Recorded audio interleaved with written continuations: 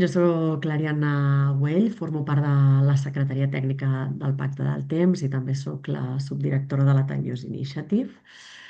Seré la persona que conduirà la sessió d'avui, que l'hem titulat Planificar bé i viure millor, entitats que en formeu part, i que anem doncs, definint any a any d'acord a les necessitats i interessos que ens aneu transmetent també. Les pràctiques molt bàsiques de com planificar-nos millor a la nostra feina, sí, però també ens agrada sempre fer una mica de reflexió inicial, no? Des d'on parlem, des de quina perspectiva i també què podem fer com a organització, no? Perquè sempre entenem també que la gestió del temps laboral hi ha una part que és individual, òbviament, però sobretot també hi ha una part que ha de venir de part de les pròpies organitzacions, no? Que ens facilitin també aquesta organització del temps. Farem, com us deia, una petita introducció sobre des de quina perspectiva parlem, per què és important el que estem parlant, què vol dir organitzar-nos millor. Dedicarem la major part del nostre temps a parlar de com planifiquem, en aquesta part més d'eines pràctiques, i acabarem l'última part parlant de focalitzar-nos com a complement a la planificació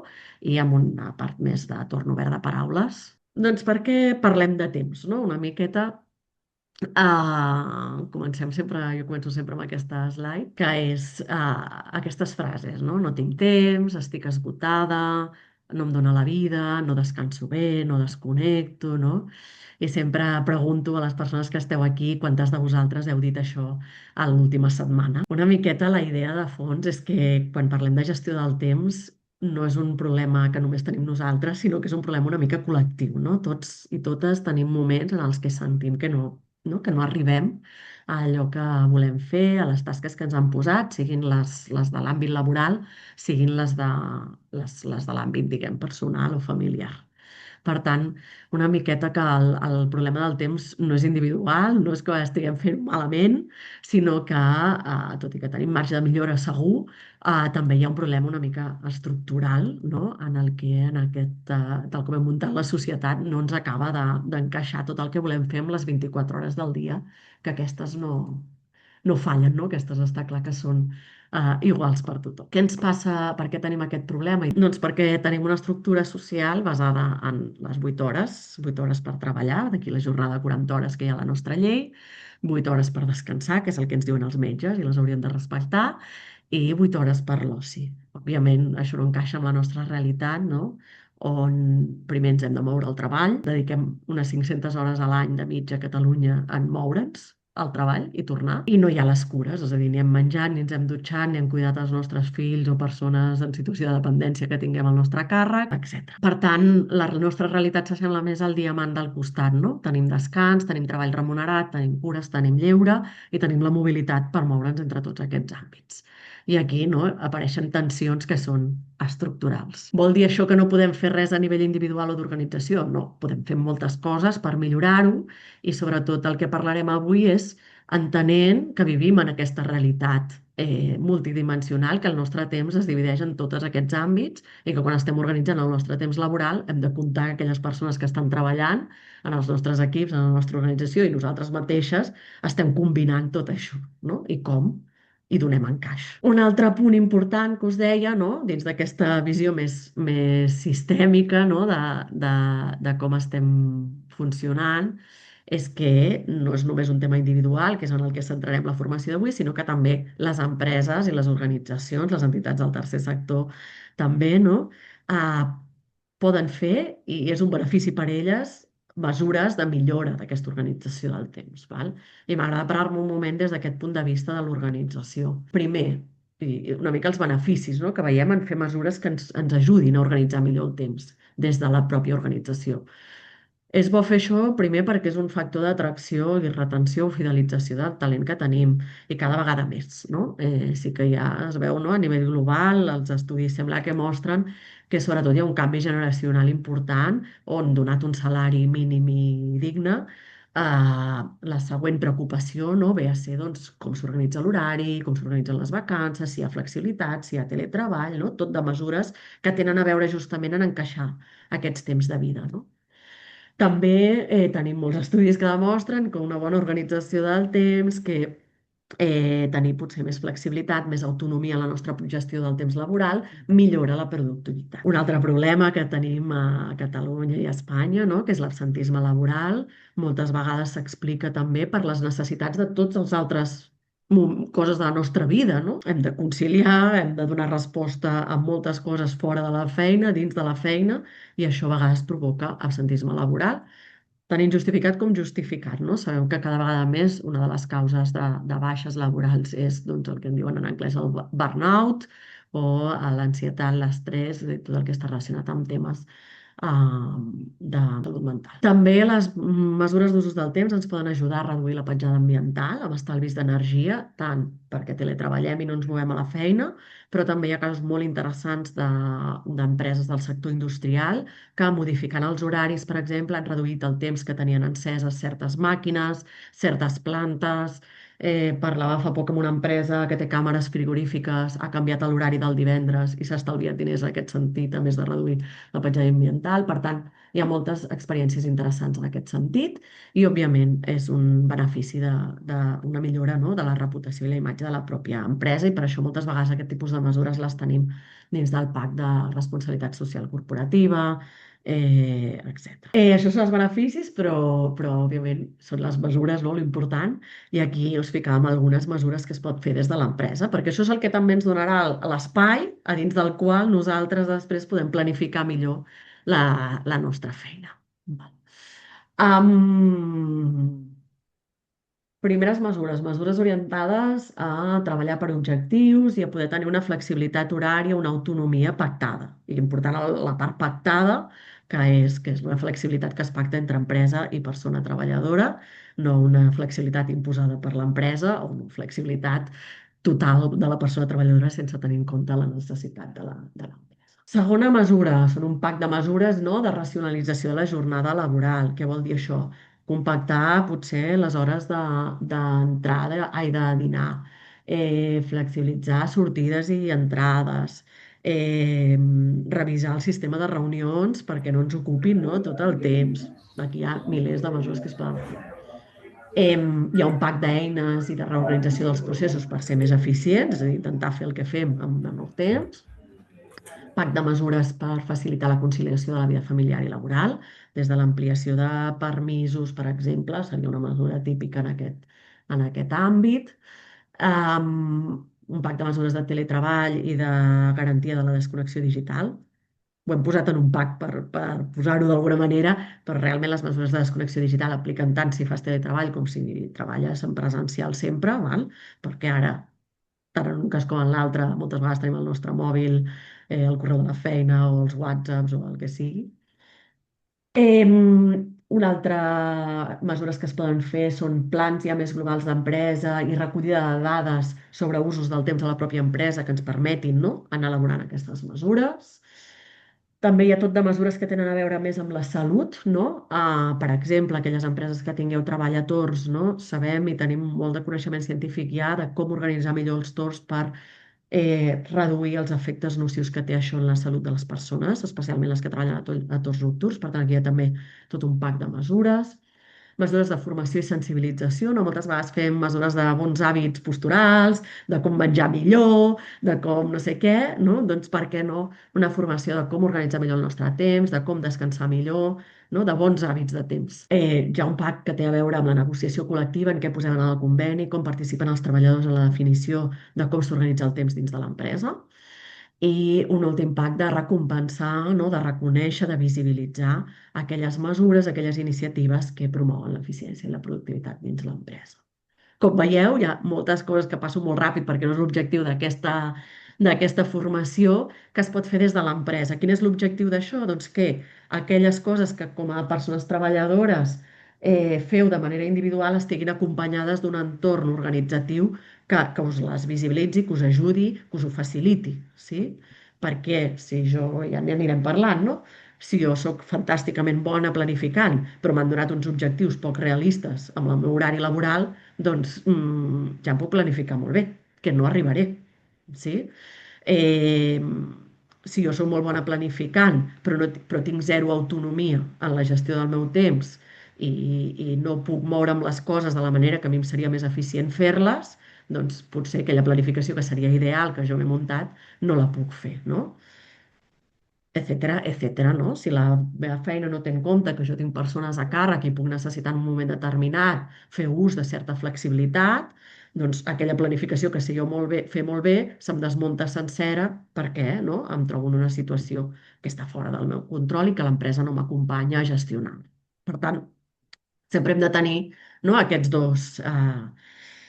dos moments, no? La part individual i la part d'organització que ens pugui acompanyar. I per això crec que és important també, quan parlem de planificació, per no frustrar-nos, entendre fins on arribem nosaltres com a persones treballadores, que podem fer moltes coses, i fins on i a partir d'on hem de començar a demanar ja una política doncs, més global d'organització, no? Que pot anar a través de conveni laboral, pot anar a través de recomanacions, de bones pràctiques, de mesures internes que es posen. Sí.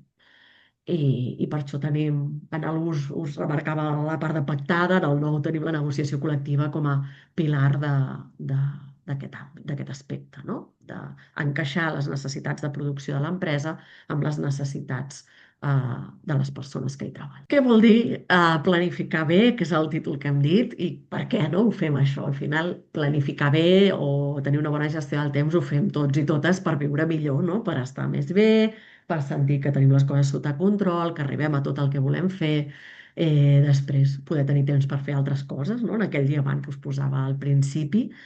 Um, I en definitiva, per tenir més benestar, més tranquil·litat, més salut mental i física en la nostra feina. I aquí l'important per mi és entendre, no?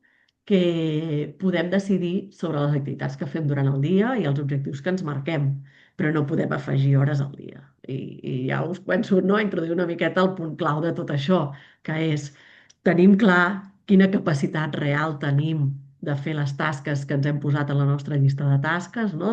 O les tasques que ens han encomanat, sí? I com gestionem tot això, no? Llavors, què podem fer perquè efectivament tinguem uns objectius, unes tasques que siguin realistes en les 40 hores, en les 35, en les 37 i mitja, les que tingueu en el vostre contracte laboral, tinguem temps de fer allò que ens han encomanat, no? Doncs, per una banda, podem planificar bé, perquè així és la manera que puguem realment estimar, no? Que tenim temps de fer allò que ens han encomanat, o puguem alçar la mà i dir, escolta, és que no arribaré, perquè això que m'has posat aquí és que és impossible, no? En el temps que tinc aquesta setmana, hem de posposar-ho, hem de negociar un altre termini, ho hem de canviar, ho hem de delegar, o hem de passar a algú altre, sí?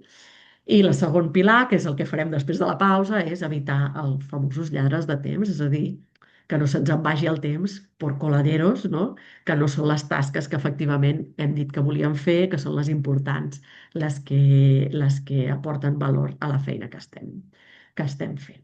Sí? I per tant, per això està organitzada la formació en dos eixos, perquè són una miqueta els pilars que ens garanteixin que fem allò que ens hem planificat fer, allò que volem fer, allò que aporta valor a la nostra feina, i no sentim que de cop i volta no sabem com, però ha passat la setmana i no he fet allò que realment volia fer, no?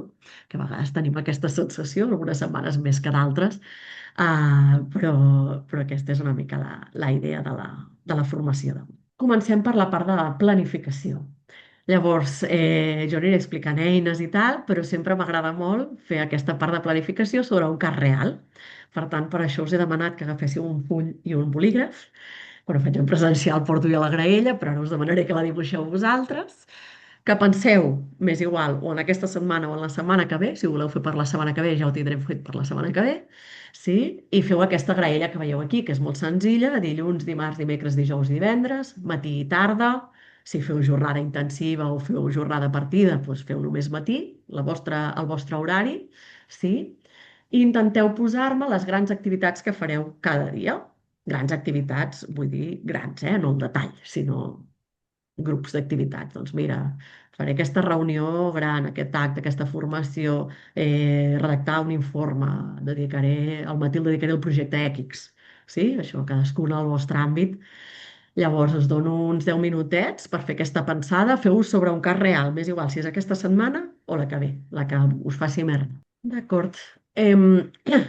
Si encara no us preocupeu, que com que anirem treballant sobre aquesta base, podeu anar afegint alguna coseta que després us acudeixi si us ho heu deixat, val? La idea de tenir aquesta graella és perquè a partir d'ara tot el que vagi explicant pugueu anar pensant sobre això i veient què podríeu canviar, com ho podríeu fer diferent, en quin punt esteu, no? La vostra situació actual. Comentava una companya si era exclusivament feina. El curs està com enfocat a la part de temps laboral, però tot el que us explico és perfectament aplicable a àmbits doncs, personals o de voluntariat o d'altres coses que tingueu fora de l'àmbit laboral. Per tant, sentiu-vos lliures d'aplicar-ho allà on us sigui més útil. Val? D'acord. Comencem per un bàsic, però molt difícil d'aplicar, que és la priorització, no? Si tenim la sensació que no acabem d'arribar a tot, que estem cansats, que no ens dona la vida, és perquè estem fent més coses de les que ens donen les nostres 24 hores i la manera de fer menys coses és treure'n. No? Molt senzill, molt fàcil de dir, però molt difícil, no? D'aplicar en la realitat. Llavors, aquesta eina per mi és un clàssic, és molt antiga, però continua sent per mi molt útil per ajudar-nos a fer aquest exercici de què dic que no. Sí? Una miqueta ens ha d'ajudar a fer això, què dic que no. Val. Es diu matriu d'Eisenhower, és senzilla, però ja us dic, és més difícil d'aplicar del que sembla. La matriu d'Eisenhower ens invita a pensar de totes aquestes tasques que heu posat en la graella, quines són molt importants i poc importants. Què vol dir molt importants? Vol dir que són tasques que contribueixen directament, si estem parlant de temps laboral, no? A l'objectiu de la meva feina, a la productivitat de la meva empresa, sí? A la meva responsabilitat, al meu rol que tinc en l'empresa. A nivell personal, doncs seran aquelles coses que per vosaltres siguin més clau, sí? I poc importants, doncs són coses que faig una miqueta perquè me lleguen, perquè tal, però no són clau per l'empresa. Ui, sento aquí algú amb micro, si es pot silenciar. O si vols comentar alguna cosa que cuenti. Val. Per exemple, i perquè entengueu una miqueta el tema de què és una cosa d'importància és definida a nivell individual, sí? Si estem parlant d'un rol comercial, de director comercial, per exemple, sí? Emetre una factura és una tasca poc important per a aquell rol, perquè no és la tasca que té aquell rol, sí? En canvi, fer una trucada a un futur client és una tasca molt important per al rol de director o directora comercial. Mentre que si ets un administratiu, la mateixa tasca, fer la factura és una tasca clau perquè la teva funció és assegurar que totes les factures surten a l'hora que toca i així l'empresa pugui cobrar. En canvi, fer trucades a altres persones que no són estrictament el que necessites no és una tasca important. Sí? Per posar un exemple així com molt, molt clar. I després defineix tasques que són molt urgents i poc urgents. I aquestes tenen a veure amb el termini, coses que han d'estar fetes per divendres i coses que potser han d'estar fetes per d'aquí un mes. Sí? Per tant, hi ha una cosa que és molt urgent, que és per divendres, i una que és poc urgent, que és per d'aquí un mes. I a partir d'aquí t'invita a pensar com has organitzat la teva setmana. Sí? Què passa amb les tasques molt importants i molt urgents? És a dir, que tenen un termini que són claus pel rol que tens encomanat, per la responsabilitat que tens encomanada a la teva feina o a la teva vida personal. Sí? Aquestes tasques són les tasques que ens hauríem d'ocupar immediatament. Hauríem de fer el dilluns a les 8, a les 8 i mitja, a les 9, quan entreu a treballar. Hauríeu de fer immediatament, sí? Perquè són tasques clau amb un termini. Per tant, idealment les hauríem de tenir fetes el dimarts o el dimecres com a molt, sí? I treure'ns les de sobre en aquella setmana. Hi ha tasques que són molt importants però poc urgents. Per exemple, una tasca típica és la planificació. És una tasca, planificació, estratègia, coses d'aquestes. És una tasca que no és urgent perquè ningú t'està esperant perquè li enviïs això, però és molt important perquè sense això vas com a pollo sin cabeza, si em permeteu l'expressió. Sí? No saps on te vas, no saps per què fer les coses, etc. Què seria lo interessant d'aquestes tasques? Seria interessant que us reservéssiu un espai de temps a la setmana, idealment tancat, no? Si és una tasca que heu de fer individualment, si és una tasca amb equip és diferent, però un espai reservat, inamovible, en el que feu aquesta tasca que és molt important, encara que no sigui immediata. Exemple d'això, un projecte que dura 3 mesos. home, és veritat que l'has d'entregar d'aquí 3 mesos, però també saps que si no comences ja, d'aquí 3 mesos no arribaràs. Per tant, assegurar-te que cada setmana dediques un temps a aquest projecte perquè no ens trobem 2 setmanes abans que hem de fer la feina de 3 mesos. Sí? Per tant, aquest és el concepte de molt important i poc urgent. Anem a la part de baix, les poc importants. Sí? Hi ha coses que són molt urgents, però poc importants. És a dir, que no són claus en el teu rol, però sí que tenen un termini ràpid. Sí?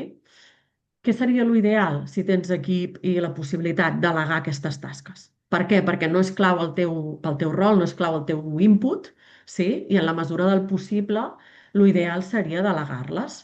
Delegar-les en el propi equip, valorar si són tasques que serien potencialment externalitzables a una gestoria, per exemple, a una persona externa, a X, sí? Eh, etc. Val?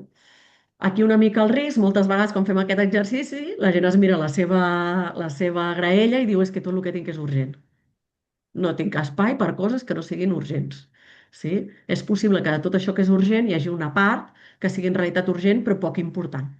Val?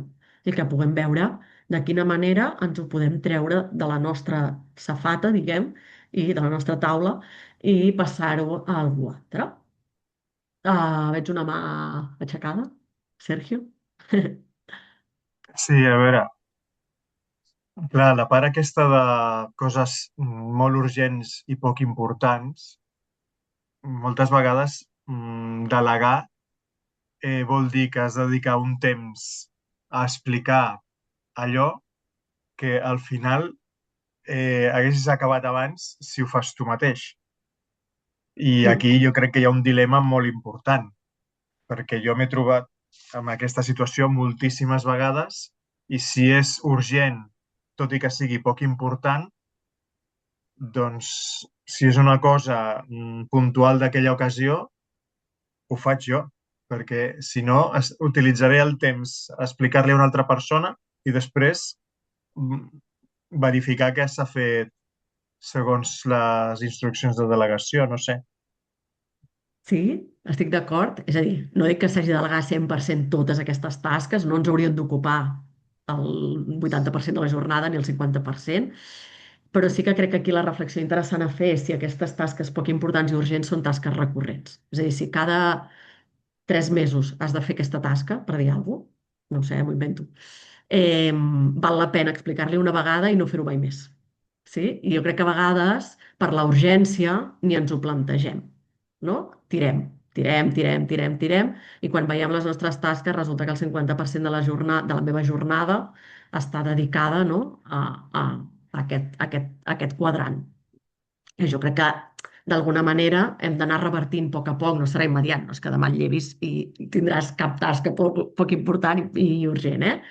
I més veig que és una cosa comuna a les diferents persones que estan avui aquí. Crec que hi ha un punt de reflexió, no? Que a vegades per la urgència justament ens el saltem, que és val la pena explicar-li com fer això a una persona perquè així jo deixi de fer-ho? O és realment una cosa molt, molt puntual que mai més a la meva vida tornaré a fer i em porta 10 minuts? No ho deleguis. Estic d'acord amb tu, no ho deleguis, perquè mai més ho tornaré a fer, em porta 10 minuts, potser no és molt important, però ja està fet, adeu, muy buenas, no? Eh, I ara anem a les poc importants i poc urgents, que també és una cosa maca, també. Però jo crec que aquí una mica la reflexió important que s'ha de fer aquí és aquesta, eh? Si són coses que van sortint periòdicament, no dic cada setmana, però a vegades són periòdiques, que dius, doncs mira, 3 cops l'any a la meva associació hem de presentar un informe de no sé què, i el faig jo perquè ja sé com es fa i ja està. Però és que resulta que estàs fent 3 cops l'any durant 10 anys. I potser explicar-lo una vegada sí que et val la pena, no? Llavors, aquesta és una miqueta la reflexió, jo crec que aniria una mica per aquí. Sí? Em, Aquesta és una. I la segona és si cal fer aquella tasca, no? Que és més l'altre quadrant, però a vegades hi ha coses que estan entremig, sí?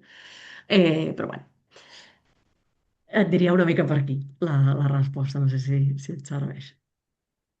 I molt important això, que si quan revisem ara aquesta graella que acabeu de fer ràpidament, la major part de les nostres tasques cauen en aquest quadrant, és que alguna cosa no estem fent bé, és a dir, estem fent un rol que no ens toca. Això és indicador de que estem fent un rol que no ens està tocant. Sí? O que tenim mal definit el nostre rol i resulta que el nostre rol és l'altre, però diguem que hi ha aquí alguna cosa que no està quadrant. I és molt important, i està lligat, i a vegades hi ha una frontera gris entre aquests quadrants, les tasques que són poc importants i poc urgents. Aquestes tasques, idealment, ni tan sols s'haurien de delegar o externalitzar, no? Que és el que us proposaven les altres, sinó que en realitat no s'haurien de fer. Val? I un bon indicador d'això, si feu llistes de tasques, és si teniu una tasca que fa un mes, 2 mesos, 3 mesos que està allà i no l'heu feta i ningú us ha vingut a reclamar, ningú us ha vingut a dir res, etc, és que no l'heu de fer. Tatxeu-la de la llista. I sé que és una mica radical, però és així. És a dir, si és un projecte molt important que esteu posposant, no és poc important, és molt important i hauríeu de reservar-vos un temps cada setmana. Si és una cosa que fa 3 mesos que arrastreu, no l'heu de fer. No l'heu de fer. Ningú la demana, no és important per vosaltres perquè no l'heu prioritzat, no té un sentit que la tinguem allà. I a vegades la frontera entre què és urgent, no urgent i poc important és complicada de discernir, sí? Um, però la idea seria aquesta, no? Inclús podeu fer un exercici vostre si teniu aquesta llistat de tasques, coses que van passant, veure des de quan estan passant d'una setmana a l'altra. I quan faci 3 mesos que ningú l'ha tocat, eliminar-la, deixeu-la de passar. Informeu que aquella tasca no es farà. Sí. Aquesta seria una miqueta la bona pràctica ideal. O, si dieu, no s'està fent perquè hi ha hagut un pic de treball i tot era urgent i tiquití, doncs prioritzeu-la pel mes següent i assegureu-vos que la feu el mes següent, perquè llavors passa a ser una tasca molt important, encara que sigui poc urgent. Sí?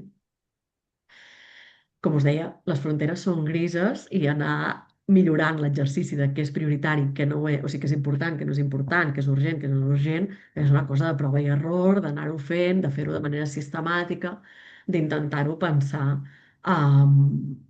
mica en mica, no? En el dia a dia.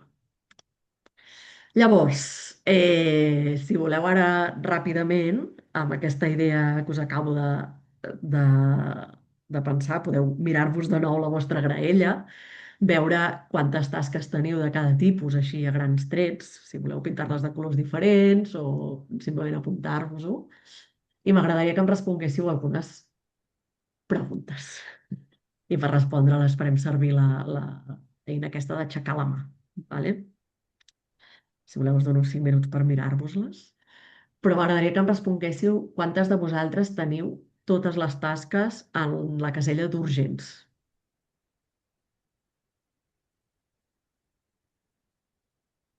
Si és que hi ha algú, Si no hi ha algú, ningú, perfecte.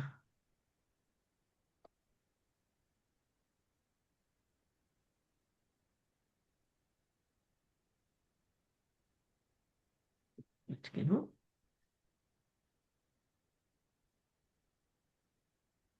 Vale. Quantes de vosaltres us heu programat les tasques importants al final de la setmana? Si aixequeu la mà les que ho haureu fet, veig una persona.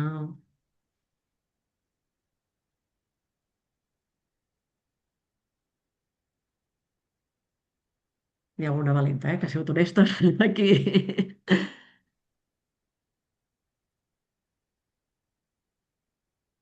Vinga, bueno, hi ha un parell.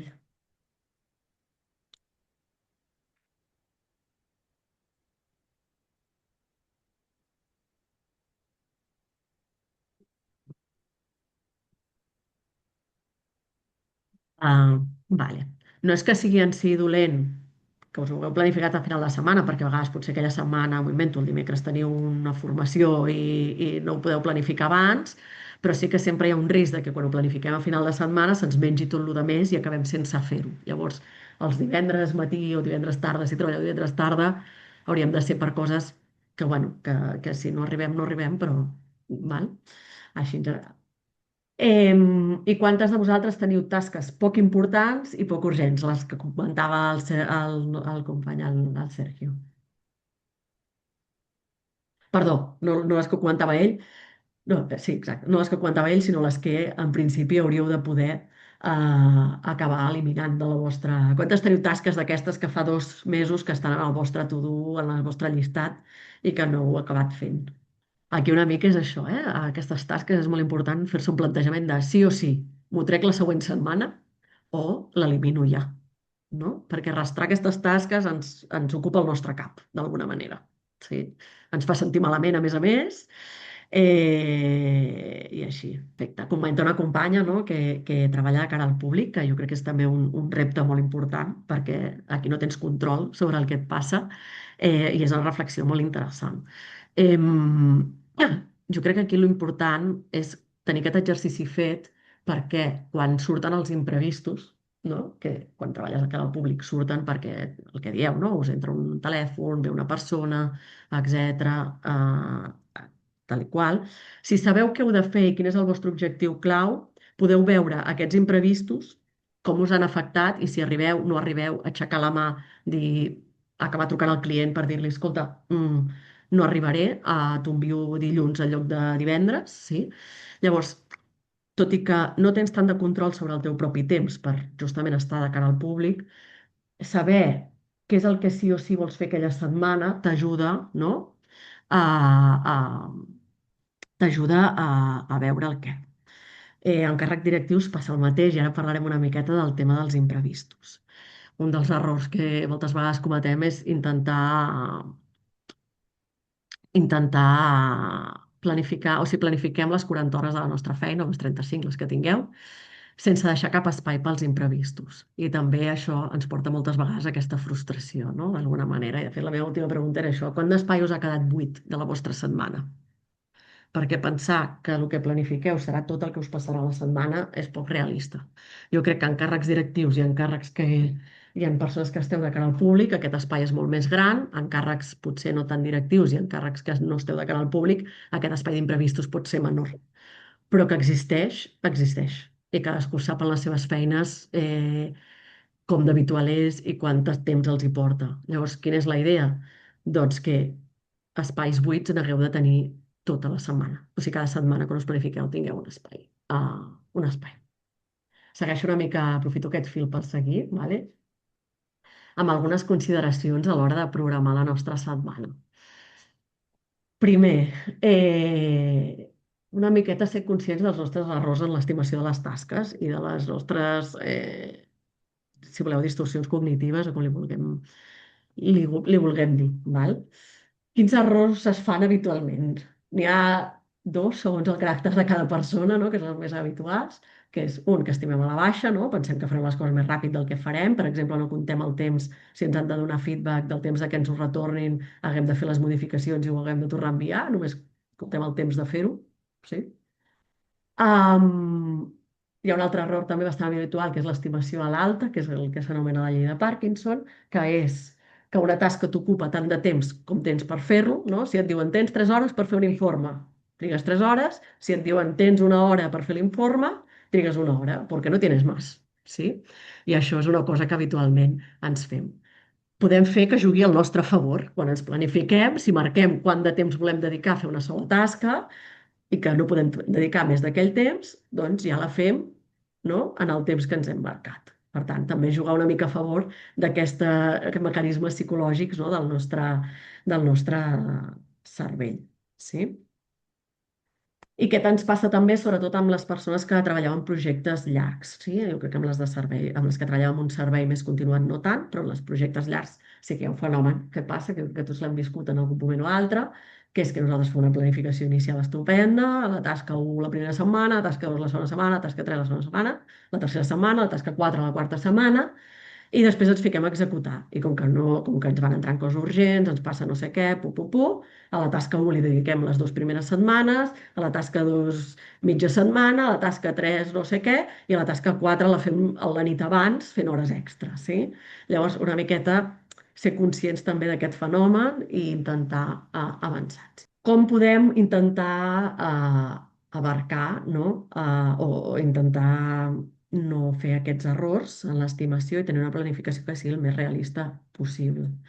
A part de saber quin és el nostre objectiu d'aquella setmana, és a dir, què és allò important que sí o sí ha de sortir aquella setmana, podem fer petits truquillos. El primer és no programar tot el temps disponible. I aquí he ficat el 80% com a mitjana, però per mi un càrrec directiu no hauria de ser el 80% programat, hauria de tenir programat potser el 50% de la seva setmana i la resta de la setmana tenir-lo obert, perquè no el tindrà obert. O sigui, sortiran coses, hi haurà reunions urgents, coses que s'han de revisar, persones que et demanen un dubte, no sé què. Llavors, cadascú sap una mica quin és aquest percentatge que té, però podem començar per aquí. Què vol dir això? Doncs que els divendres us els deixeu sense tasca. Que a partir de les 4 si plegueu a les 5, doncs que a partir de les 3 no teniu una tasca planificada. És a dir, cadascú es coneix la seva feina i ja sap com és la millor manera de... Perquè aquí hi ha molta varietat de feines en aquest curs, no? Si estiguéssim en una sola indústria podríem entrar una miqueta més en com fer-ho, però cadascú s'ho coneix. Llavors, quin és l'error? Pensar que de les 40 hores que treballem tindrem les 40 hores disponibles per nosaltres per fer tota la nostra llista de tasques. Sí?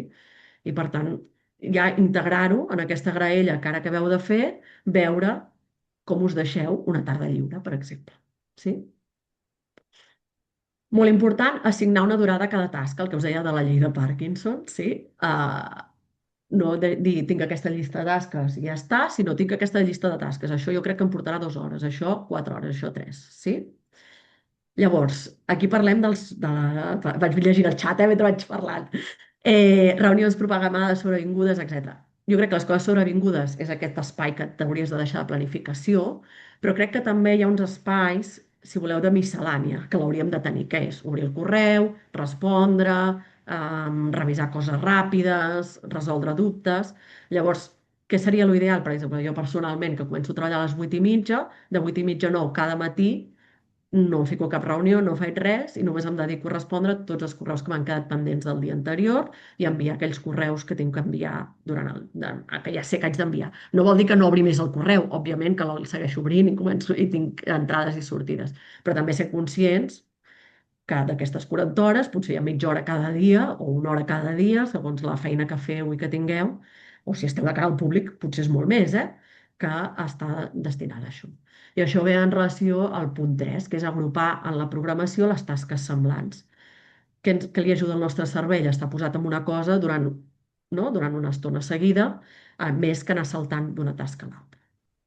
Per què? Perquè quan farem una tasca i en comencem una altra, ens hem com de tornar a situar. Per tant, si porteu 3 projectes, doncs l'ideal seria que un dia féssiu un projecte, un altre dia un altre i un altre dia un altre, o al matí un i a la tarda un altre. I entremig féssiu aquest espai de miscel·lània de resoldre coses urgents, per exemple. Això seria una programació que us ajudaria, no?, en la gestió i també us faria sentir una miqueta això. Eh, També molt important considerar les pauses, sobretot les persones que teletreballeu, que crec que són les que costa més fer-les. Sí? No estem programats per estar sentats, per un tema de salut, per un tema de capacitat mental. Per tant, molt important considerar les pauses entre feines i això ajuda molt a agrupar les tasques. Si tenim agrupades les tasques, quan acabem aquest bloc de tasques, ens aixequem un moment, anem a beure una aigua, anem a fer pipi, mirem l'horitzó i seguim amb el següent bloc de tasques. Sí? Llavors, considerar les pauses dins de la pròpia programació és molt important.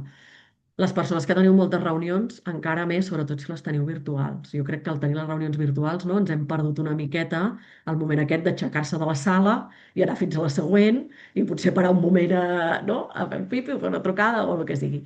Llavors, una manera d'intentar gestionar això, per exemple, és programar-nos reunions de 45 minuts, que sembla una tonteria, però psicològicament, si fem la reunió de 10 a 10:45, la següent segurament no la programarem fins a les 11. És una tonteria, però crec que són coses d'aquestes, no?, d'intentar tenir-ho en compte.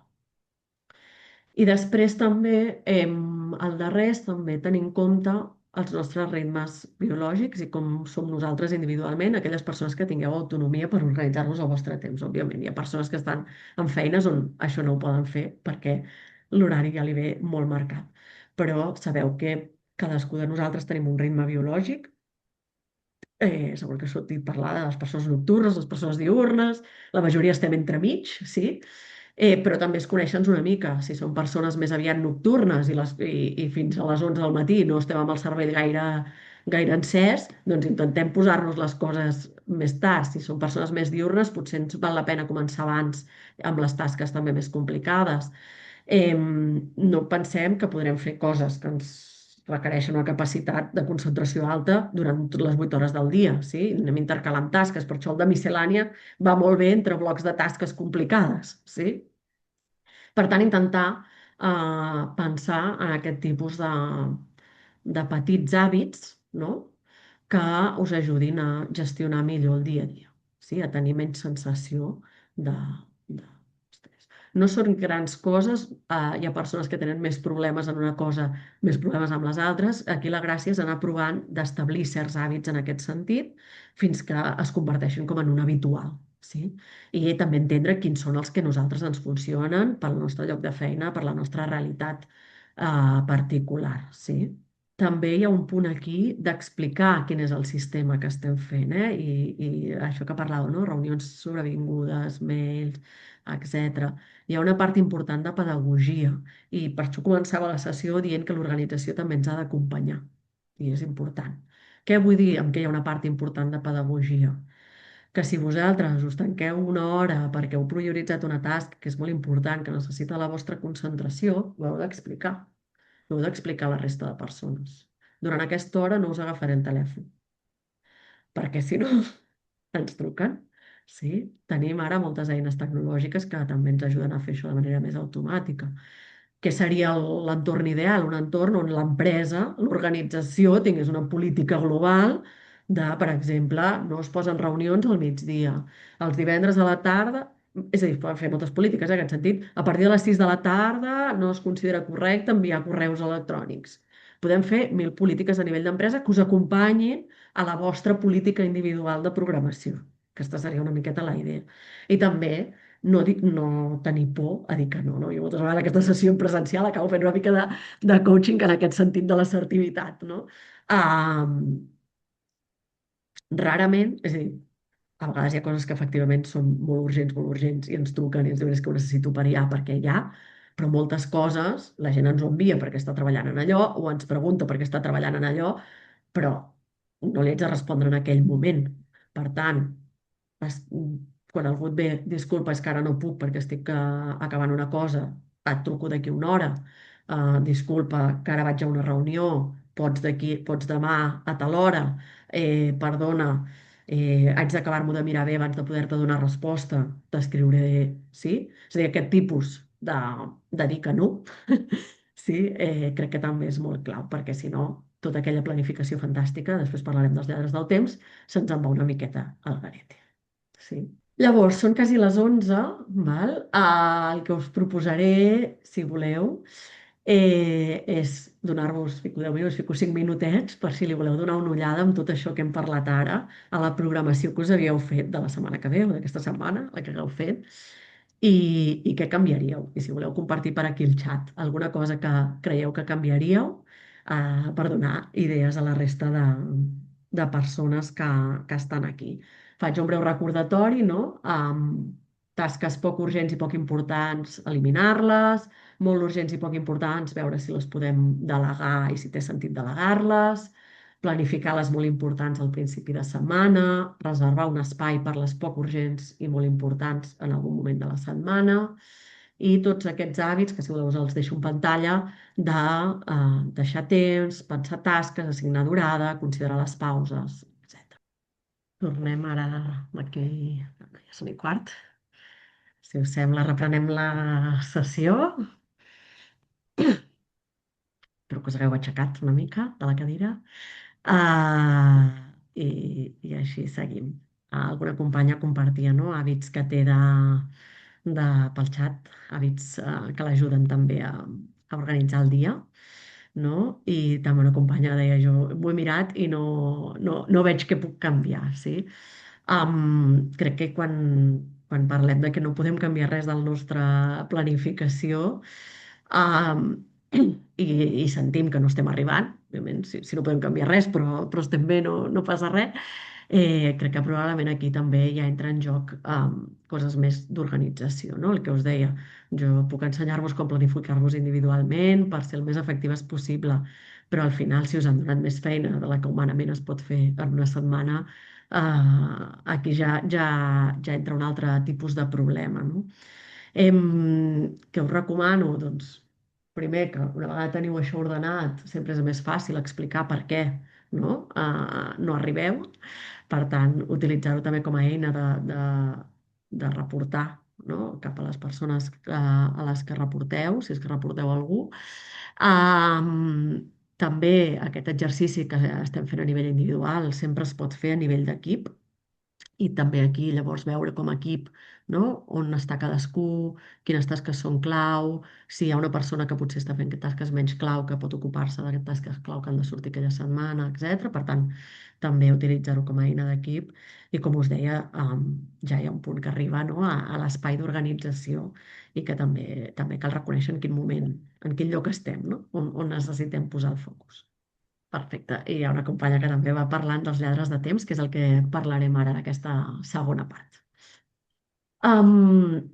Si us sembla, a mode de resum del que hem parlat al principi, no? Com aquests hàbits per una jornada productiva, l'he anomenat així, no? De coses que podem començar a intentar incorporar en els nostres hàbits habituals de la jornada. Algunes de vosaltres ja ho feu, pel que estic veient, per tant, és a mode recordatori idees. Si aconseguim incloure en tres d'aquests, doncs tot això que, que tindrem. Val? En inici de la jornada, iniciar la jornada de manera positiva amb alguna que ens vingui de gust, no? Música, amb una tasca que ens vingui de gust, etc. Planificar la jornada al principi, ja tindrem la planificació feta, però potser revisar-la, veure si hi ha algun imprevist que fa que s'hagi de canviar, etc. Destinar al matí o quan estigueu més concentrats o bé hores tranquil·les en la vostra feina en els assumptes més importants i els que requereixen concentració. Durant la jornada, anar repassant, no, aquests objectius i tasques que teníem, evitar en la mesura del possible activitats no previstes, ara parlarem dels lladres del temps, o almenys agrupar-les. Interessant com a hàbit general acabar allò que comenceu, no? Jo sempre ho fico amb la imatge del navegador o dels Words que teniu oberts. Hi ha persones que tenen 25 pestanyes al navegador obertes a la vegada i altres que en tenen una. Doncs com a bon hàbit una mica és aquest, no?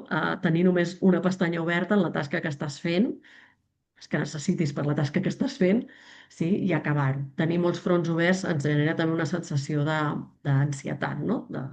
Tinc això, però això també, i això altre, no? No, ara estic amb això i quan ho acabi ho tanco i obro la següent tasca. Agrupar qüestions similars, per exemple, si hem de fer diverses trucades de telèfon, doncs fer-les una darrere l'altra durant l'estona que haguem dedicat a allò, les reunions, els correus electrònics, etc. Hi ha una tècnica que és molt famosa, que és la del Pomodoro. A mi personalment no em va bé, però hi ha gent que li va molt bé. Per tant, si la voleu googlejar, bàsicament consisteix en fer grups de 25 minuts amb una pausa entremig i ens ajuda a aquesta idea d'agrupar les activitats, fer pauses, ja ho hem parlat, i també fer aquest control periòdic de que estem complint allò que ens hem marcat, no? Perquè a vegades fem la planificació el dilluns i ja no la mirem més en tota la setmana. Doncs també és interessant, potser abans d'anar a dinar o al tornar de dinar, veure on estic, a l'acabar el dia tornar-ho a veure, que és em porta una mica al final de la jornada. Deixar un espai per acabar petites tasques que s'hagin acumulat durant el dia, alguns correus que s'han quedat sense contestar, alguna cosa ràpida a revisar, etc. Controlar una miqueta els resultats del dia i planificar la següent jornada. Hi ha una tècnica aquí que és les dels 3 minuts, que és un minut per veure què havies planificat i què has fet, un minut per veure què tenies pensat fer el dia següent i el tercer minut el dediques a ajustar el dia següent en funció del que t'ha quedat pendent. Sí, simple, 3 minuts que podeu dedicar doncs, abans de tancar l'ordinador, per dir-ho així, si treballeu en ordinador o de marxar del vostre lloc de feina. I això us passarem la presentació, per tant no m'hi entretenc, però a vegades molta gent em demana, bueno, i teniu alguna eina i tal? Jo sempre dic que abans que l'eina va a l'ordenar-ho mentalment, al planificar-ho, al saber què és important, al saber què és prioritari. Però una vegada teniu fet això, hi ha milers d'eines que s'adapten a diferents situacions. Aquí us n'he ficat algunes que són gratuïtes si és per vosaltres sols o per organitzacions molt petites. Si ho voleu organitzar a nivell més gran, doncs ja cal normalment pagar més o desbloquejar funcions addicionals. Les teniu aquí, n'hi ha mil més, vull dir que, etc. Només faig un petit apunt que a vegades ens tornem tan tecnològics que ens oblidem de lo important, com us deia, que és saber què és el que tenim prioritari, no? Què és l'important per nosaltres, què és urgent, tenir aquesta visió global. I moltes vegades això ens ajuda molt per visualitzar aquesta globalitat als calendaris no tant tecnològics sinó més físics, no? A vegades poder tenir un recordatori de com s'organitza el meu trimestre, quins deadlines tinc, a vegades és tenir-lo penjat, tenir-lo en l'Outlook. No ho sé, cadascú funciona diferent, però especialment per les persones que, que, que sou més visuals, doncs a vegades dic, potser no cal una supereina, sinó tenir el mes penjat a davant del teu ordinador amb les coses clau que has de tenir fetes aquell mes i poder-ho anar consultant, no? De manera habitual. Per tant, llanço una, eina aquí, una llança aquí pels mètodes més analògics que a vegades ens ajuden, sobretot quan esteu fent planificacions també potser a nivell equip, a nivell organització. Sí? I a partir d'aquí, ja segons el caràcter i tipus de feina que tingueu, ja més o menys. Val. Doncs com us deia al principi, una miqueta la planificació és important, és clau per entendre què vull fer, com ho faré, si tinc temps de fer-ho i per també poder reorganitzar si em surten imprevistos, perquè si no sé què vull fer i em surt un imprevist, tampoc sé com m'afecta el meu planning, sí? Però junt a això no, hi ha una altra part que és aconseguir focalitzar-se i treure la feina que ens hem planificat fer. I aquí entren els famosos lladres de temps. No tenim temps en aquesta formació d'entrar un a un, vale? Per tant, els comentarem breument i potser faré focus després en dos dels externs més habituals, que són les reunions i els sistemes de missatgeria instantània. I aquí és molt important perquè moltes vegades quan parlem de lladres de temps la gent parla dels lladres de temps externs, però hi ha tota una categoria de lladres de temps que són els interns, que són aquells que d'alguna manera ens autofem i que, per tant, són més fàcils de canviar en aquest sentit, però també més complicats perquè impliquen no, molta consciència i molt intentar ser metòdics i metòdiques en això. Quins són els lladres de temps interns, sí? Que no venen de fora? L'absència d'objectius i planificació, el que acabem de... que està el company aquí. El que acabem de parlar ara, no? Si no sabem on anem, ni què volem fer, ni què és important, doncs perdem el temps fent coses que no són importants, bàsicament. Sí, dit fàcil. Incapacitat a l'hora de dir que no. I aquest jo crec que és un molt clau, que ens passa a tots en major o menor mesura. El tema és que quan ja ens passa en una mesura molt alta, doncs hem de començar a plantejar-nos-ho, no? Per què us dic això? Doncs perquè sempre, el que abans us ho mencionava molt ràpidament, sempre podem dir m'interessa molt la teva proposta, però ara no tinc capacitat. Et va bé si ho fem la setmana que ve? No passa res, és educat, és correcte, li estàs dient que ara no pots, estàs donant una alternativa, una possibilitat, i per tant no passa res. I a vegades aquesta frase, depèn de qui i en quina situació, ens costa més o menys. Un altre lladre del temps és el desordre, la poca organització. Us convido ara un moment a mirar la vostra taula, com està, o el vostre escriptori, com està. Eh, i veure com d'organitzat ho teniu. Quan us costa trobar un document quan el necessiteu en les vostres carpetes del Drive, del Microsoft o d'on ho tingueu. Quants papers teniu sobre la taula i com d'ordenats estan. Sí? Un lladre intern. Manca de disciplina, de mètode, de protocols, no? El que us deia d'anar incorporant hàbits. Si tu tens uns hàbits, no? T'ajuden a que les coses doncs, funcionin més fluidament. Contactes socials a la feina, i aquí no em malinterpreteu, és molt important els contactes socials, és molt important tot el que passa en el punt informal, però hi ha persones doncs, que això, pel seu caràcter, per la seva manera de ser, ho porten no, a un extrem. I va una mica lligat a la incapacitat de dir que no també, no? Bueno, si hi ha un moment que estàs concentrat o que tens una cosa urgent que has de treure i et ve el company a parlar i tal, és perfectament acceptable dir-li parlem després, baixem després a dinar, fem el cafè més tard, demà parlem que avui no puc. Manca de sincronia amb el rellotge biològic, el que parlàvem abans, de que no estem, no? No totes les persones som iguals, tenim moments de més concentració, de menys, llavors intentar forçar-nos a fer una cosa en moments que estem ja cansats, quan encara no estem desperts del tot, quan ja portem no sé quanta estona molt concentrats, el que fa és que triguem el doble de temps a fer les coses. Jo crec que moltes vegades, bueno, jo almenys personalment m'he trobat de per terminis i tal, estar treballant fins tard i un document que habitualment em portaria una hora a fer-lo, he trigat 2 hores perquè el meu cervell no. El set també molt clau, l'absència de delegació en aquells que pugueu delegar, òbviament hi ha persones que no tenen aquesta possibilitat, però un llarg de temps intern és això, és dir, bueno, com que ja m'ho faig jo, que així segur que està bé. Una frase molt típica, sí? Per tant, veure en quins casos és veritat que ho has de fer tu i en quins casos podem delegar. I un altre lladre és l'ús incorrecte de les noves tecnologies, dedicar un temps a aprendre a anar-les. No sé si és el vostre cas, però moltes vegades tot això ah, se'ns se'ns passa, no? Que perdem el temps intentant fer funcionar el Zoom o fer funcionar el no sé què, llavors perdre un dia a aprendre-ho bé i després perdre'l, guanyar-lo, de fet, i després doncs, no tornar-ho a fer. Ah, aquí una companya, no? Deia, jo el punt 2 i el punt 7 són coses que vaig de treballar. Efectivament, són com coses bastant clàssiques, però sí que potser, no sé si havíeu pensat més en aquesta clau interna quan parlem de lladres de temps, sí?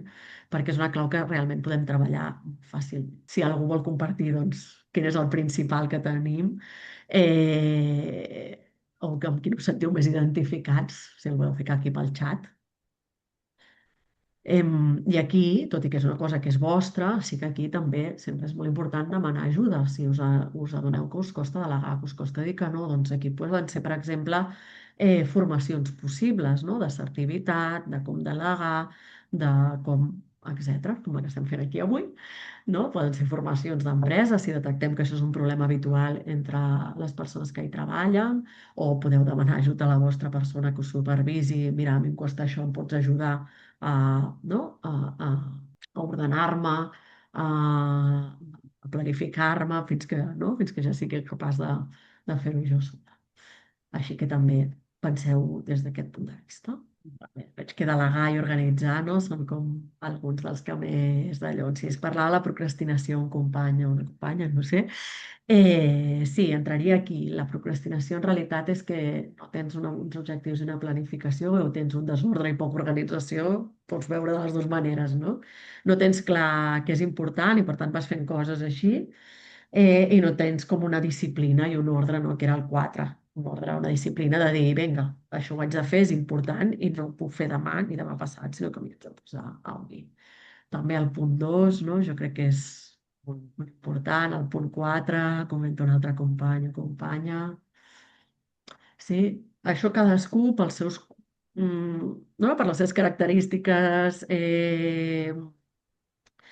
caràcter, situació laboral, doncs té els seus. Llavors, l'important és identificar-ho i marcar-te com una disciplina en aquest sentit. Si el teu problema és la manca de disciplina, és pensar en un sistema i provar-lo, veure com et va, demanar ajuda externa, no? La manca de disciplina va molt bé l'ajuda externa. Sí, aquí comenten en l'àmbit social, no? I la veritat és que aquí hi ha bastanta entitat del tercer sector, així mirant una miqueta qui estàveu apuntats, i crec que hi ha un punt d'aquest de vocació malentesa que a vegades ens porta a dir que no, o sigui, a no dir que no, perdoneu. Però també hem de començar a pensar, no? A entendre que el dir que no és per fer millor la teva feina. És a dir, si tu dius que sí a tot, ho faràs tot malament i no faràs res bé. Llavors, per atendre bé les persones a les que estem donant suport, a les organitzacions a les que estem ajudant a canviar el que volem canviar des de la nostra entitat, hem de tenir el temps per fer-ho. Si ho fem tot malament, és molt pitjor que si fem poques coses ben fetes, perquè l'impacte d'aquestes poques coses serà molt major. I crec que és un canvi, no? Un canvi psicològic i que també es pot explicar. Ajuda externa en la manca de disciplina, per mi és, si per exemple saps que et costa organitzar-te i tens un company de feina, sí, podeu intentar fer un sistema comú d'organització, per exemple, et poso un exemple concret, un sistema comú d'organització on us feu un punt de control cada 2 hores de, vinga, hem aconseguit arribar fins aquí, pots fer amb el company o pots fer amb la teva persona que et supervisi. A mi m'aniria molt bé que cada setmana repasséssim les tasques i que al final del dia poguéssim, em recordessis això. Sí? És a dir, intentar buscar una persona que et faci de recordatori, de check, que pot ser company o companya que tinguis al costat o persona que et supervisi, o pot ser també eines tecnològiques. Marcar-te que et surtin avisos, per exemple, en l'Outlook, en el que facis servir, etc.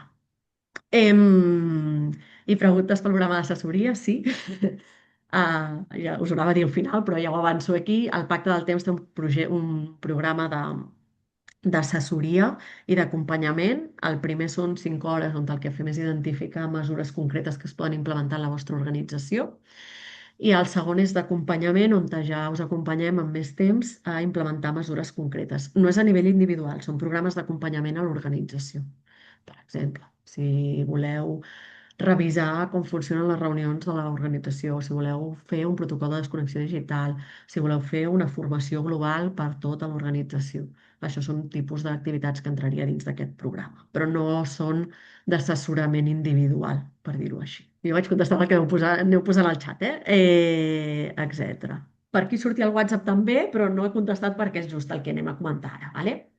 Llavors ja, aquests són els interns i hi ha els externs, no? Quins són els externs? Les interrupcions telefòniques, les interrupcions per correu electrònic o per missatgeria instantània, WhatsApps, Teams, sistemes que tingueu interns, les visites no previstes, reunions de feina, enteneu-me, no totes les reunions de feina, sinó aquelles reunions de feina on aneu i no sabeu ben bé què heu aportat, creieu que hauria pogut ser un correu i no sabeu ben bé què hi feu.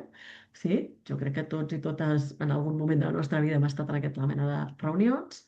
La comunicació deficient, aquest és dels més difícils, jo crec, d'abordar, però quan un no explica bé o les instruccions que rep no són correctes, no? Es perd temps perquè potser fas una cosa perquè l'has entès d'una manera i no serveix perquè el que havies de fer era una altra cosa. I els temps d'espera, que moltes vegades també és una cosa que en la planificació oblidem posar. Què vull dir amb els temps d'espera? Pues, la gent arriba tota tard a les reunions. Hem estat 15 minuts esperant que arribés tothom. Vas a fer un tràmit i t'atenen mitja hora més tard. Vas amb cotxe no sé on i hi ha cua. Sí?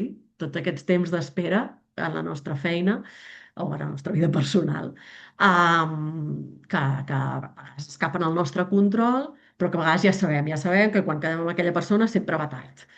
Ja sabem que si sortim a certa hora hi haurà cua a la carretera, sí? Llavors, tot això també tenir-ho en compte quan pensem en el temps real que tindrem a la nostra setmana. I com que tenim un temps justet en aquesta formació, faré un breu apunt a aquests dos, a la part de correu electrònic, missatge instantània i les reunions de feina, perquè són dos que acostumen a sortir bastant quan fem assessoraments i acompanyaments, però vaja, que enteneu que aquí podríem estar bastanta estona comentant. No sé si voleu també comentar d'aquests externs, quins, per aquí el xat, quins són els que més us afecten, si esteu d'acord que potser aquests dos són dels més habituals. També depèn una mica del vostre lloc de feina, totalment. Els desplaçaments.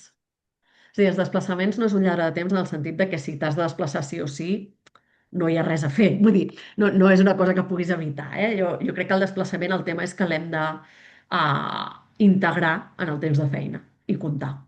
Aquesta, per mi, els desplaçaments, no és un llarg de feina com a tal. Aquí, una mica, amb els llargs de temps extern, apliquen també el que parlant dels llargs de temps interns, el saber dir que no.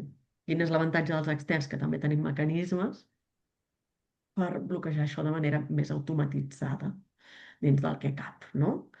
Des de tenir dos telèfons i poder-los tancar, tenir la compte avís des de WhatsApp que et permet fer missatges automàtics, silenciar, fer que no t'entrin mails durant les estones que estàs concentrat, posar-lo disponible al Teams. O sigui, tenim tot d'eines, sí, que podem anar implementant segons la naturalesa de la nostra feina, etc.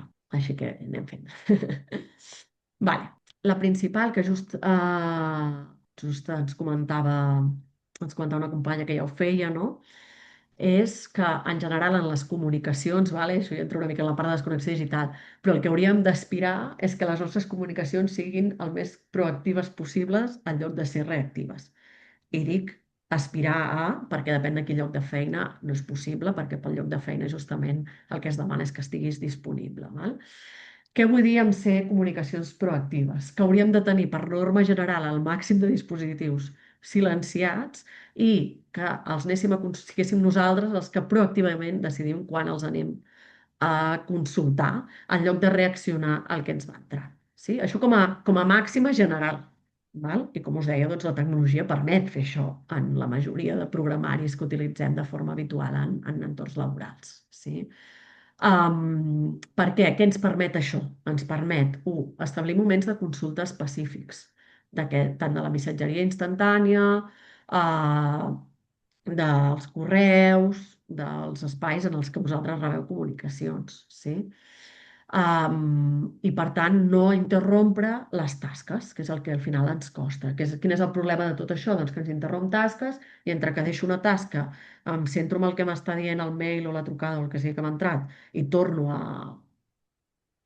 a posar-m'hi, no? Ja he perdut la concentració i necessito com 20 minuts per tornar a estar en el nivell que estava abans de que m'interrompissin. Per tant, l'objectiu seria que no m'interrompissin, sinó que fos jo la que decidís quan vaig a mirar les coses. Sí?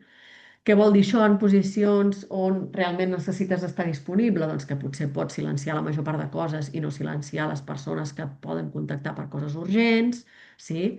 Que potser no és possible, que podria ser en certes posicions, però en moltes posicions això hauria de ser possible. També explicar-ho, jo insisteixo molt en això. Si tens WhatsApp Business pots ficar missatges automàtics, explicar, no, a les persones del teu equip. Jo habitualment als matins estic en aquest tema, et contestaré quan pugui, sí? Tenir, també que ho sàpiguen, perquè la gent també s'acostuma, ja sap que no contestes de manera immediata, sí? Sempre valorant els criteris de necessitat de l'empresa, de l'organització en la que estigueu, sí? M'he avançat una mica, però una miqueta això. Establir moments de consulta específics, si teniu compte corporatiu que ho permeti utilitzar missatges automàtics per establir la vostra disponibilitat, parlar amb les persones que us relacioneu sobre com i quan estareu disponibles per respondre a les seves peticions, eliminar les notificacions a la mesura del possible, silenciar grups. Si feu ús laboral del WhatsApp, o sigui, el vostre personal no el poseu a l'ordinador, si us plau, però si en feu un ús laboral, tenir-lo a l'ordinador us permet fer-lo servir com una mena de mail o de Teams, preparar els missatges amb antelació, fer-lo servir de manera més correcta. Sí? Xarxes socials, a no ser que sigueu les persones de comunicació que porteu les xarxes socials de l'organització, no les hauries d'estar fent servir. Però en tot cas, una bona pràctica en general a la vida és eliminar les icones de les xarxes socials de la pantalla d'inici perquè no tinguis la tentació d'obrir-les, establir una miqueta franges de consulta en els moments de descans i silenciar les notificacions. Sí? I una miqueta el que m'agradaria que us quedéssiu com a concepte general, tant per trucades com per missatgeria instantània com per mails, és aquesta idea de la proactivitat a l'hora de consultar, en la mesura del possible.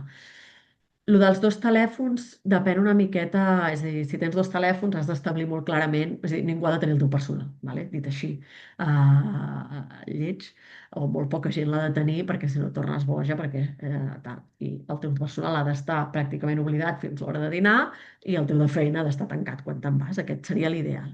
Si el tens perquè has d'estar disponible fora de la feina, doncs això ha d'estar establert també en el teu conveni i en el teu acord amb l'empresa i establir una miqueta quines són les normes d'ús, qui el té, qui el pot utilitzar, per què et truquen. Sí, això és el que hauria d'estar en un protocol de desconnexió digital, per exemple. Per tant, el que us animaria és a pensar en quina mesura podeu implementar aquesta comunicació proactiva en quant als missatges, trucades i missatgeries instantànies que us puguin arribar. Òbviament, si esteu de cara al públic, per exemple, això no ho podeu fer. Sí? Però en tot el més, sí. I no tingueu por a dir no estic disponible ara mateix. Que ja és una interrupció, no és ideal, però et truquen. Ara, per exemple, mentre estava aquí parlant amb vosaltres, m'han trucat, l'he penjat i quan hem fet la pausa li he escrit per WhatsApp, estic en una formació, et trucaré a partir de les 12:30. Sí? Doncs això es pot fer i no passa res i, i, i podem seguir vivint. Sí? I després acabo amb reunions, perquè també és un altre tema, no? Això us ho passaré, jo crec que ara no entraré a tot, perquè no cal. doncs idees d'hàbits que podem implementar perquè les reunions siguin efectives. Les reunions són molt útils, tenen molt de sentit i no les deixarem de fer. El que hem de fer és evitar aquelles doncs, que no són útils, que no tenen sentit o que no van amb mi. Sí? I això a nivell organitzatiu doncs, pot acabar potser amb una mica de protocol de com han de ser les reunions, amb una plantilla de com ha de ser un ordre del dia, etc. De fet, més amunt, una companya parlava dels fils interminables de mails que depenen de la resposta d'algú altre i mai es poden tancar. Potser aquest fil interminable de mail té sentit fer-ho en reunió, sí? Per ja prendre una decisió, però una reunió ben pensada, no? Seria una miqueta la idea. Per tant, el que és més important en realitat de les reunions és el previ, sí? Revisar si allò és una reunió o és un correu electrònic, trobar un sistema per gestionar reunions no planificades, per aquí també sortia, no? El problema de les reunions sobrevingudes, enviar informació prèvia per facilitar la discussió, no? A vegades fer una reunió on s'ha d'explicar tot el problema i a més prendre una decisió sense que la gent tingui temps de pensar-ho, no acaba de funcionar, sí? Avaluar quin format té sentit, si ha de ser presencial, si ha de ser híbrida, si pot ser virtual, segons una miqueta qui ve i quines possibilitats té d'assistir. En general, limitar la durada a una hora per defecte, o si ha de ser de més, fixar-la en funció de l'agenda i ficar-hi pauses. Assignar temps als punts de les reunions. Moltes vegades, quan fem aquest exercici, ens adonem que tenim més punts dels que són possibles tractar amb el temps que hem assignat a la reunió. Establir un criteri de qui ha d'assistir a les reunions, qüestionar qui va a les reunions, que no hi hagi... Si hi ha algú que ha estat a tota la reunió i no ha dit res, probablement no hauria d'estar en aquella reunió. Se l'hauria pogut enviar un mail informatiu amb els punts clau, sí? Si no ha tingut cap dubte, si tot estava claríssim, si no tenia res a aportar, potser no hauria d'estar en aquella reunió. Tenir en compte les necessitats de conciliació i disponibilitat de totes les persones assistents i respectar horaris saludables. Aquí veig que hi ha moltes entitats del tercer sector, sempre tenim discussions sobre què passa amb les reunions amb juntes directives de voluntaris, coses d'aquestes, no? Que moltes vegades entra en conflicte amb els horaris laborals de les persones que puguin estar empleades en l'entitat. Però bueno, a la mesura del possible respectar certes normes, no? Per exemple, amb alguna associació amb la que he treballat doncs, havien establert una data màxima d'acabar les reunions que passaven al vespre, no? Crec que van ficar a les 9 de la nit, no? I a les 9 de la nit la persona, tots els voluntaris sabien que la persona que estava empleada en aquella associació marxaria de la reunió i això els va ajudar també a fer reunions una miqueta més efectives, tot us ho he de dir. Durant la reunió ser puntual, respectar els temps marcats i molt important tenir una persona que faci aquest paper de moderació. Crec que això és clau per poder també anar portant el control. Escolta, havíem assignat mitja hora per aquest punt i ja s'està acabant. Què fem? Parem, traiem un punt de l'ordre del dia, allarguem mitja hora, sí? Tenir aquest rol. Afegir un punt de properes passes, que això sembla molt obvi, però moltes vegades acabem les reunions i no fem un resum de, vale, qui s'ha quedat què, qui farà què, quins són els acords que hem pres, etc. Fomentar la paritat en els torns de paraula, això és també el paper del moderador, no? I sobretot després de la reunió, doncs, acte. Són coses molt bàsiques que segurament en moltes reunions ja feu, en altres no feu, però que si anem agafant l'hàbit ajuden a que siguin més útils. Vale. Ho deixo aquí un moment. Us volia convidar a tancar aquesta formació identificant una bona pràctica, una idea de les que he llançat aquí, que començareu a implementar a la setmana que ve i també posar-vos una miqueta una manera de fer un seguiment, com un compromís amb vosaltres mateixes, vosaltres mateixos, de millora dels usos del temps, d'alguna de les coses que us he dit aquí, tan concreta com sigui possible, si pot ser. Per exemple, jo ara, a partir de dilluns que ve, dedicaré la primera mitja hora a planificar-me la setmana, per exemple. El que us vingui de gust, sí. I obro una miqueta el torn de paraules amb aquests 10 minutets que ens queden per comentar, preguntar o el que vulgueu compartir també amb la resta de companys i companyes que estan aquí a la formació, que moltes de vosaltres ja teniu hàbits interessants, no? També de gestió del temps. Aquí les companyes ja diuen alguns compromisos, no? Intentar fer un llistat de prioritats, establir temps clars per les tasques, que algú vol comentar alguna cosa, dubte. Perfecte. Compartir les notes d'aquesta reunió amb tot l'equip, perfecte. Vale, aquí deien que ja planificaven, però comprovar al migdia o a la tarda el compliment, no? Com a compromís. Dedicar l'última estona del divendres a planificar la setmana següent. També això de planificar el divendres a mi m'agrada molt perquè em dona una sensació de tranquil·litat en el cap de setmana. A mi personalment, mentalment, de que, no? Vale, ja ho tinc tot controlat, ja ho puc deixar anar i descansar, no? Reservar una tarda per imprevistos. Perfecte. Identificar tasques importants no urgents i prioritzar-les. Aquí us animo a això, no? A fer un compromís. La gràcia de tot això no hi ha una fórmula màgica fantàstica que de cop i volta tot s'arregli, sinó que és anar construint certs hàbits que ens ajudin a portar-ho cada vegada millor i quan tinguem un hàbit consolidat potser podem començar en un altre hàbit, no?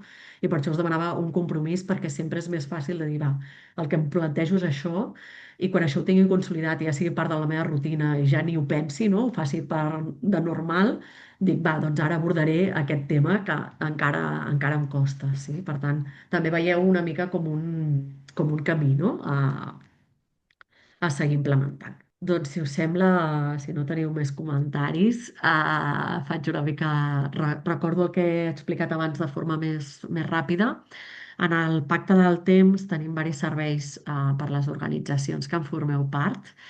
Uns són aquestes píndoles formatives que us van arribant en diferents temes doncs, que ens aneu fent arribar també que us interessen. Si hi ha algun tema que us interessaria poder tenir formació relacionat amb els usos del temps, sabeu que estem disponibles a pactedeltemps@bcn.cat, pactatemps, perdó, pactatemps@bcn.cat. També dir-vos que us enviarem una enquesta de satisfacció. Allà també teniu, crec, un espai on podeu posar millores o altres coses que us agradaria que féssim. I us agrairíem molt si la contestéssiu per anar ajustant-nos al màxim a les vostres necessitats. I com us comentava també molt ràpidament, des del Pacte del Temps oferim un servei d'assessorament i acompanyament a organitzacions que podeu sol·licitar.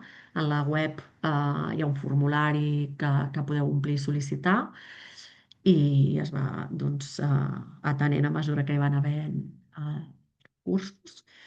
I aquest servei bàsicament està pensat per ajudar les organitzacions a identificar mesures que es poden implementar a aquest nivell, diguem, més global. També recordar-vos que anualment fem una jornada on acostumem a portar bones pràctiques, coses innovadores que han fet les organitzacions, per tant també us convidem a participar-hi perquè també aprenem molt en aquesta jornada habitualment.